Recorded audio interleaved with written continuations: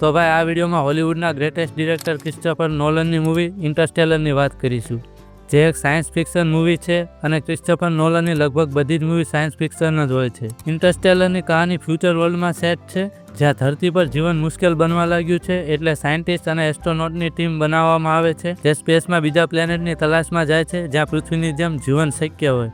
મૂવીમાં સ્પેસના વિઝ્યુઅલ્સ અને ગ્રાફિક્સ એટલા બેસ્ટ છે કે આપણે અસલી સ્પેસમાં આવી ગયા હોય એવો અનુભવ કરાવે છે. અને એની સાથે હાન્સ ઝિમરનું મ્યુઝિક એકદમ સોલફુલ અને મૂવીની ઇન્ટેન્સિટી તમને ફીલ કરાવે છે. સ્ટોરી એક ફાધર અને ડોટર વચ્ચેની છે, જે આપણને જેટલી સમજાય એટલી જ અંદરથી ટચ કરે છે. અને એની સાથે મેથ્યુ મકોનહેની એક્ટિંગ એકદમ રિયલિસ્ટિક છે, સાથે બીજા એક્ટર્સની પરફોર્મન્સ પણ બેસ્ટ છે.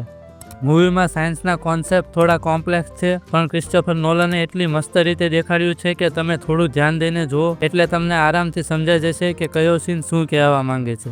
ઇન્ટરસ્ટેલર મૂવી તમને સ્પેસ, ટાઈમ અને ઇમોશનની જર્ની કરાવે છે, જેને એક્સપિરિયન્સ કરવા માટે તમારે એકવાર આ મૂવીને જોવી પડશે. જો તમે પહેલાં જ આ મૂવી જોઈ છે તો તમને કેવી લાગી કોમેન્ટ કરજો. હું મળીશ આવા બીજા વિડીયોમાં.